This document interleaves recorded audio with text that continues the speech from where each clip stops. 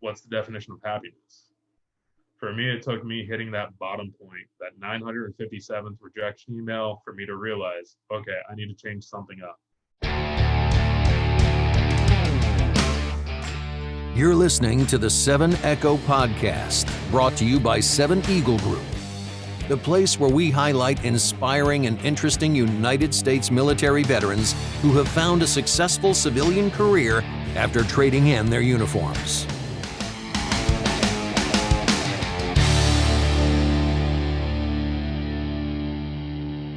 Every now and then I come across somebody who just impresses the hell out of me, and this next guy does that. We met a couple weeks ago at a Veterans to Industry event, and I immediately clicked with him. This is Sam Sussman. He served just under 5 years at the U.S. Navy as a cryptologic technician in maintenance. I don't know if I got that right. And then was also a Tier 3 system admin. Since leaving the military, he has done nothing but devote his life to helping his fellow soldiers, and such an impressive guy. He is a technical consultant at ServiceNow, and then also a veteran engagement manager at Faracode. And he's also involved with a couple other another big alliance, which we're going to talk about. But hey, Sam, thank you so much for taking a few minutes to chat today to tell your story. I really appreciate it. Absolutely. Thank you for having me. Just one clarification before all the ServiceNow. Go. We're a ServiceNow partner at Faracode. So I'm a ServiceNow technical consultant. We're just a partner. We're one of those people that come in and help out when any ServiceNow client needs help. Gotcha. Thank you. Yeah, I didn't want to get tripped up there. I'm glad you clarified that. So let's start out with your time in the Navy. What led you to serve? What did you do in the military? Tell a little bit about that to everyone. So most people will give you some sort of sob story of why they enlisted, but I can tell you mine does not start with super patriotic, I wanted to serve, whole family background. It was more of, I realized Dayton was going down. The people I was associating with were starting to do some things I didn't agree with. And I knew if I stayed here, I would have become another Dayton statistic. Dayton, Ohio. And Dayton, Ohio was the epicenter for the heroin epidemic pretty much within 2 years after I left. And kind of seeing a lot of the people I was around with and associated with at that time that went down that path, that was not for me, and I needed to leave. I knew it was not safe. I knew it wasn't where I needed to be. I tried the college thing and that didn't work. I did the work. I really didn't find anything that was really motivating me to be like, I want to go to work. So I walked into a recruiting office, told them, I want to get out of Ohio, was the first thing I said. Wow. And within a couple weeks, I was enlisted and I was gone. They told me I was doing this really cool thing called Practical Application Career Training, which it's the PAC program, which if anybody who's Navy hears this, they're going to tell you that's undesignated. They make it seem like you get a job shadow. They make it seem like this really cool job, but you're literally chipping paint, standing some watches, driving the ship, and working on life-saving equipment. So I got lied to by the recruiter, which I'm pretty sure isn't an uncommon thing. From there, I kind of watching what everybody else was doing. I did pick up interest from the IT people, and that's just because the high school I went to was a vocational high school for computers. So I went to a school called Miami Valley Career Technology Center in Clayton, Ohio. They are a junior and senior high school where it's only juniors and seniors from pretty much all the schools in the district if you want to focus in on a technical trade. So it's that vocational rehabilitation centers. They have adult classes as well that help out immensely regardless of what career you're trying to get into. Yeah. So as I was watching the ITs, I was like, oh man, those guys get to be in AC all day. Like we're out in the Persian Gulf. I'm standing aft to look out. It's like 90 degrees in the Persian Gulf. I was like, man, that AC rate sounds really good. Those ITs get to sit inside with all that comfortable air conditioning. I want their job. I got denied. And I got denied. And anybody who's been a deck seaman will tell you, or a deck engineer or deck airman, you're going to get denied more than likely every single time. It does beat down on your kind of emotions, and you feel that sense of, why are people coming in and getting these jobs, but yet me who served for a year isn't getting them, which helped me a lot with my transition. And I didn't realize that until probably about a month ago, of how much those denials of getting a rate helped me with the denials from employers for getting a job. And when I start to look at that, I was like, okay, IT isn't working out. And the 1 month I switched it up and I did CTM, which is cryptologic technician maintenance, I was picked up. Wow. And then I had to do a fun thing of hurry up and wait. So I got picked up, whereas everybody else was like, the next day you were in that new division. I had to go to school. So I had to wait for the school to start. I had to wait for my secret to get upgraded to TS clearance. And it was another, I think, 3 to 5 months of just sitting on the ship waiting to go to school. Wow. And doing that fun chipping paint and painting. But once I got to that school, everything I learned at CTC, at Miami Valley Career Technology Center, looped back into that CTM rate, which helped me immensely with the schooling. The only thing I struggled with was satellite communications, and understanding radio bands was a little bit hard for me at first, but it eventually came to me. And then once I left Pensacola from that schooling is when I went to where I actually did something related to what I do now, which is where I was a tier 3 technician on a network for the Navy out in Japan, which was a lot of fun. I was the go-to network admin, and then slowly started picking up that systems administration. And then we got thrown a new tool called Solarwinds. And we didn't have any sort of implementation team. We didn't really have any contractors at that point. So it was, here's the server, here's the disk, get it up and running and start using it with no training whatsoever. Wow.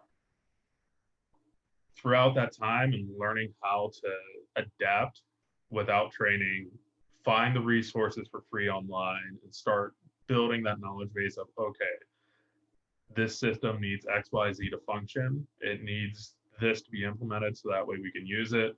And all those little pieces, as they started to come together, I enjoyed it. I actually woke up every morning going, I'm ready to go to work. So when I transitioned out, that's where a lot of my problems started. And I'm pretty sure that's going to lead into, I'm guessing, the next question.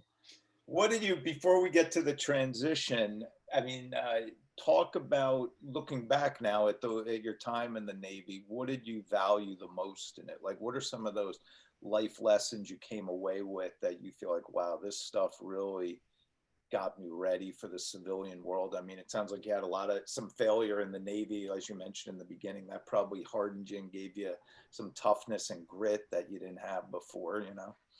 So one of the things that I appreciate about the Navy was probably one of the worst times I had. Learning what toxic leadership is great for when you're getting thrown into a new toxic leadership command, or even going into a company that has toxic leadership, and being able to identify that and going, that's what I dealt with before. I don't want to deal with that ever again. Just having that clarity of that toxic leadership having that effect on me at that time helped me grow.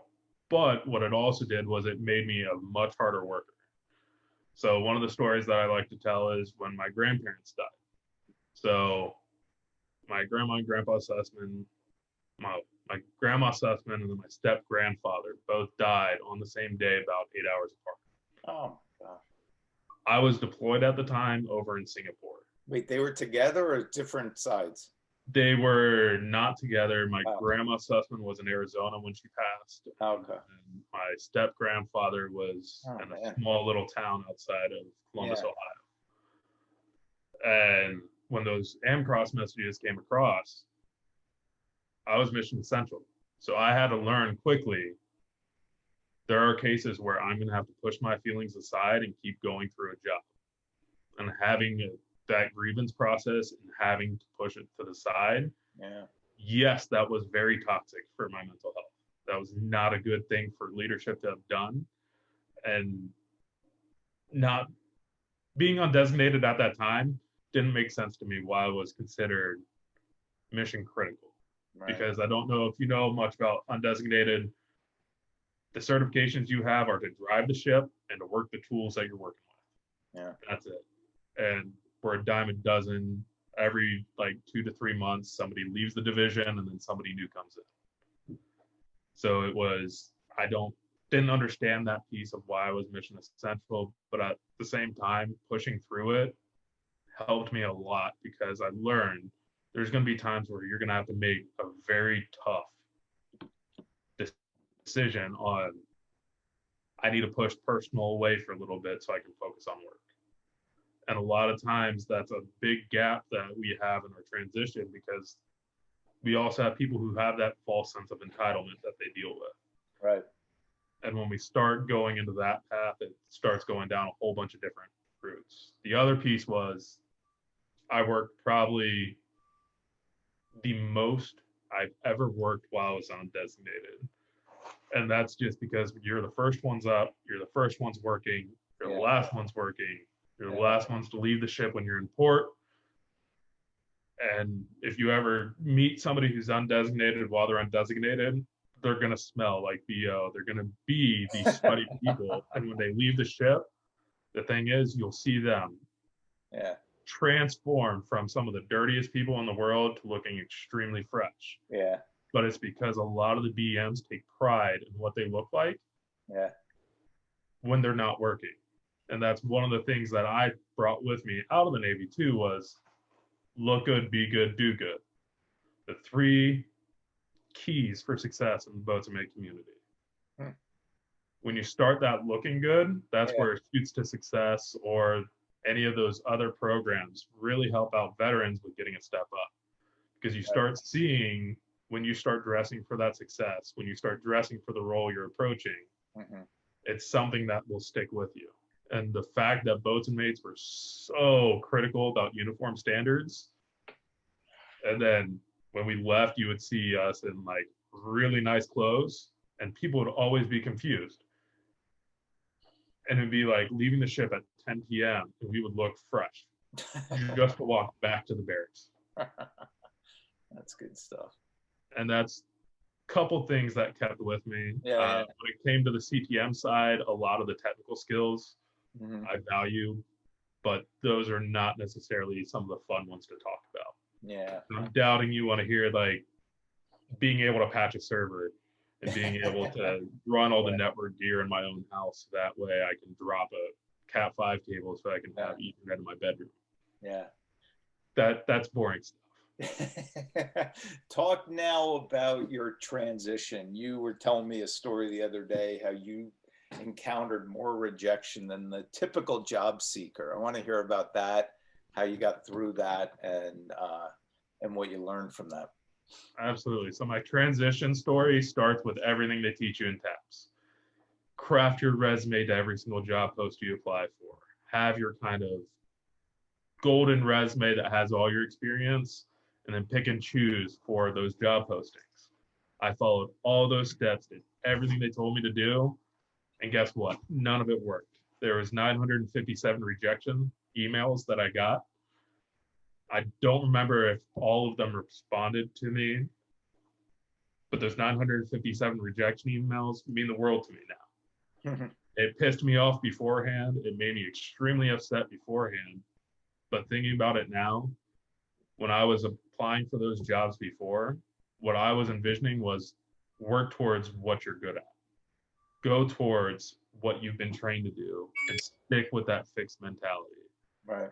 And one thing we talked about before, and you saw in my Calendly link, was what's the definition of happiness? For me, it took me hitting that bottom point, that 957th rejection email, for me to realize, okay, I need to change something up.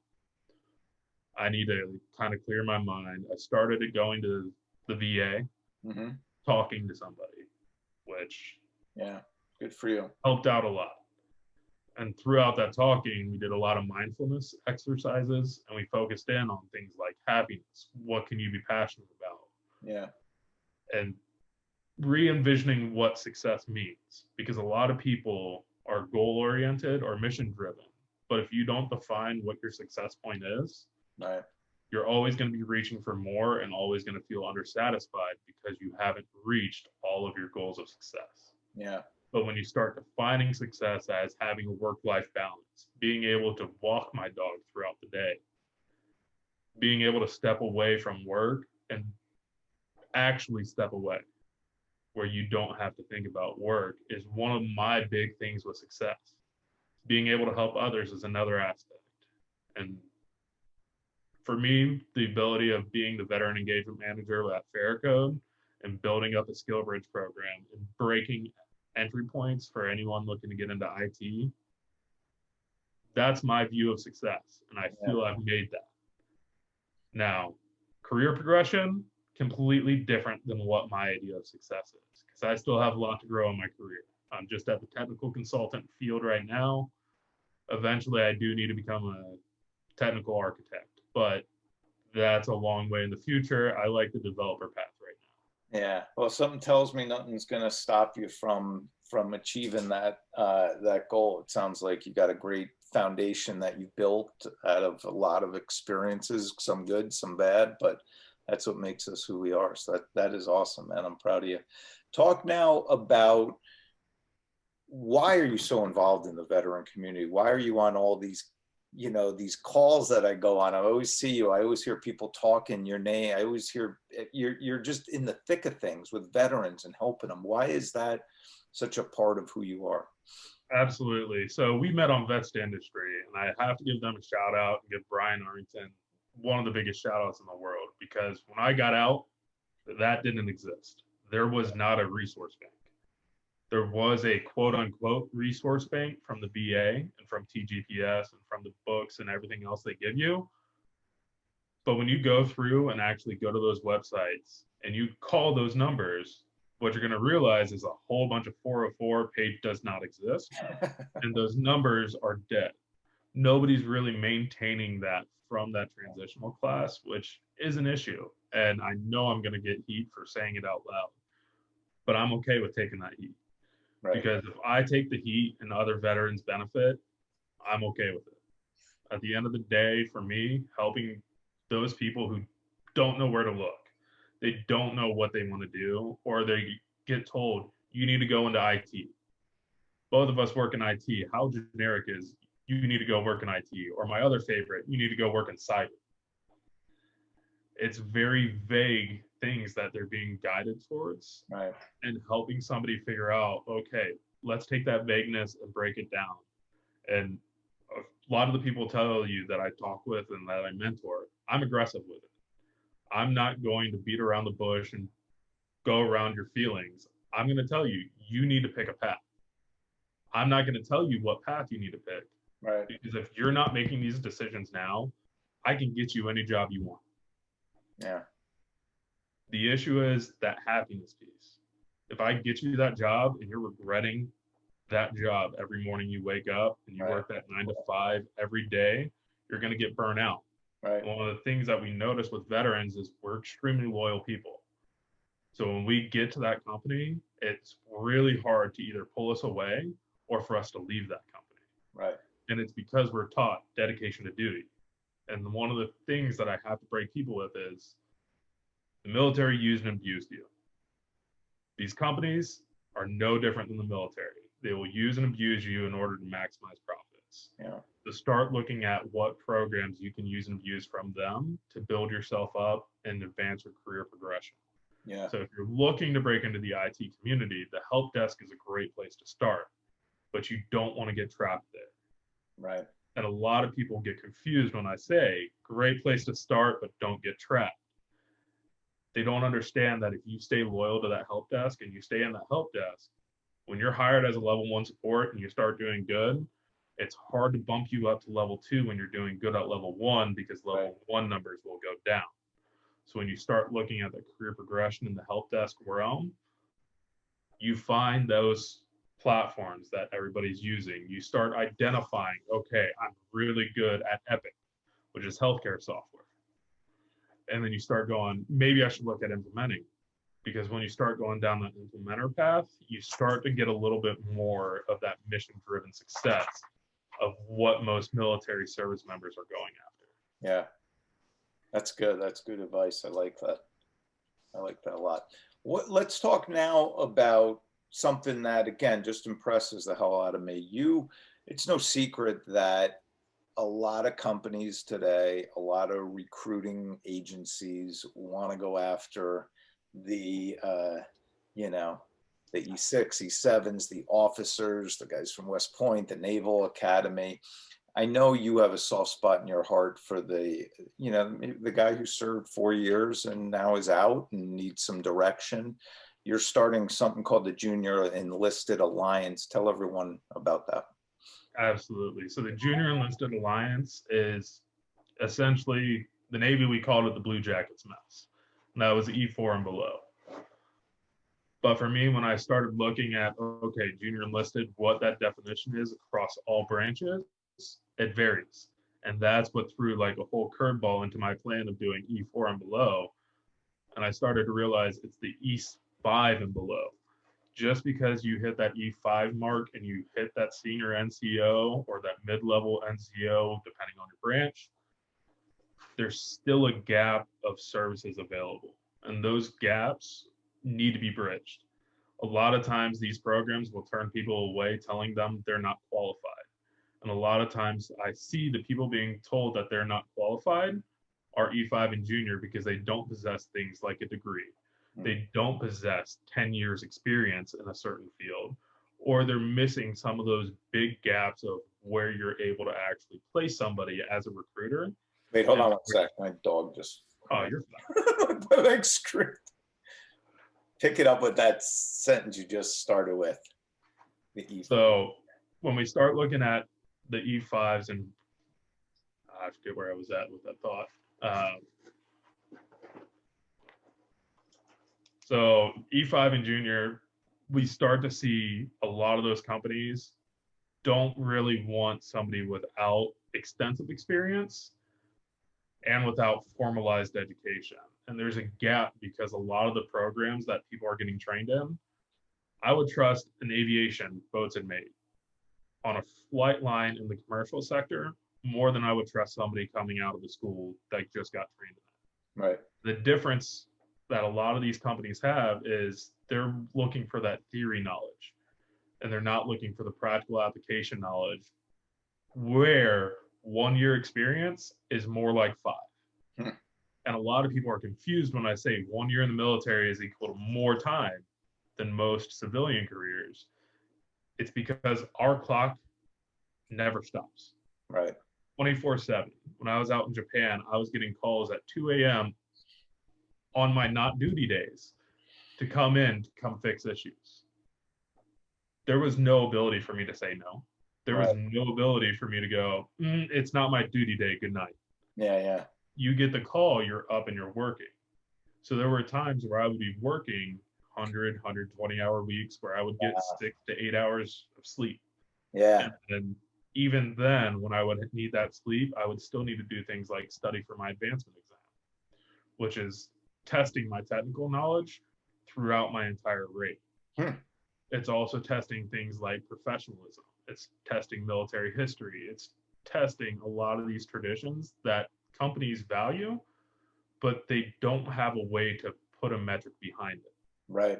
And the key that I'm about to bring up is metrics. Almost everybody who's E5 and below is going to fail the metrics test when they put their resume into those automated systems. Those bots. Yeah, 100%. And those bots are designed to look for certain things. Right. One of the things that I suggest to any employer watching this right now, create a workflow that kicks out military resumes for manual reviews. It's a simple thing.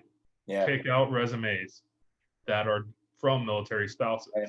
A lot of times people are going to be like, well, it's hard to identify if they're a military spouse because it's not something you have to disclose.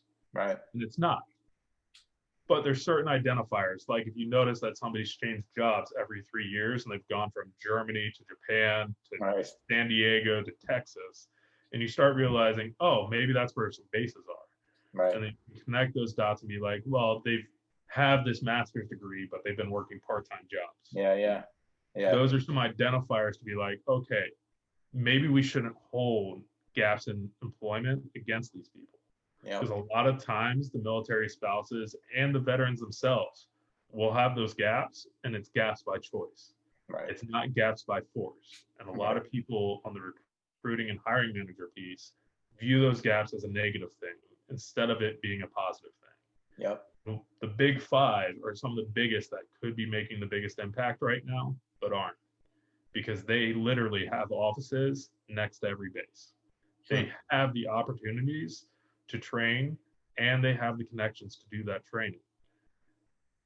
And a lot of the big five are going to come down on me for that comment. But who are the big five? Who are you talking about?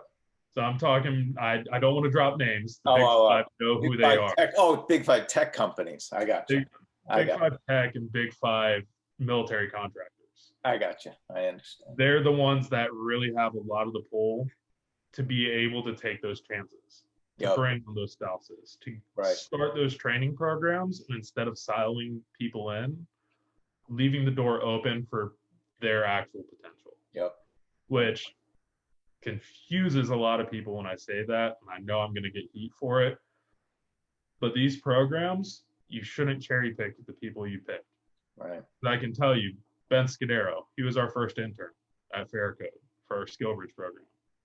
He was a fire controlman working on missile systems. Wow. Nobody would have ever believed that a fire controlman can make that shift over to software developer and trainer, but he did. No longer with Faircode, and I wish him luck. I think I don't know where he's at now. But he moved up. It's great. That's all. Look where you see. Look at that. That's incredible. How you took the fact that you have to be willing to take those chances. You got it. Yeah. Yes, you're going to have failures. Right. But I guarantee you, those people who exceed your expectations are going to make you one as the employer more money. Right. Than somebody out of school. Yeah. And you will more than likely gain customers for life just for supporting veterans and spouses. Right. The goodwill of that. I believe it. What do you like to do in your free time when you're not working? How do you unwind? So a lot of my unwinding has been helping other veterans. I really didn't know how to help myself for a while. So that's why you saw me in a lot of those events. I didn't know what to do because when you're active duty, sometimes you don't have that time to be able to enjoy your life outside of work. Yeah. So part of my self-discovery, I realized I like riding bikes. So I bought myself a BMX bike. I have a couple of friends that live with me, and we go to a BMX park. And I'm 28 going up and down ramps. I'm not doing any of the fun, cool stuff. I'm doing the basic, just getting comfortable on the bike. Yeah. And a lot of the little kids make fun of me there, but it's fun. It's a way to blow off steam, and finding that outlet of fun was a new experience I wasn't expecting I'd have to relearn when I got out. Good for you, man. That's awesome that you're taking chances, you're learning about yourself, and then you're sharing it with everyone else who, if you're experiencing these problems, other men and women are going through the same exact stuff. And it's great that they have this resource to reach out to you. I encourage anyone watching this, please check out Junior Enlisted Alliance on LinkedIn. It's a great group. Reach out to Sam anytime. You respond instantly when people do reach out.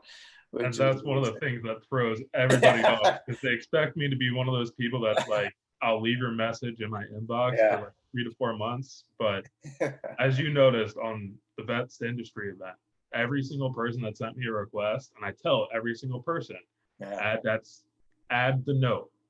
Add the note, because you're starting a conversation with those connections. 100%. Every single person who didn't send me a note, they got a personally written response to those connections. And some of the things I noticed was those people who wrote the notes and were engaging are the ones I had conversations with this whole week.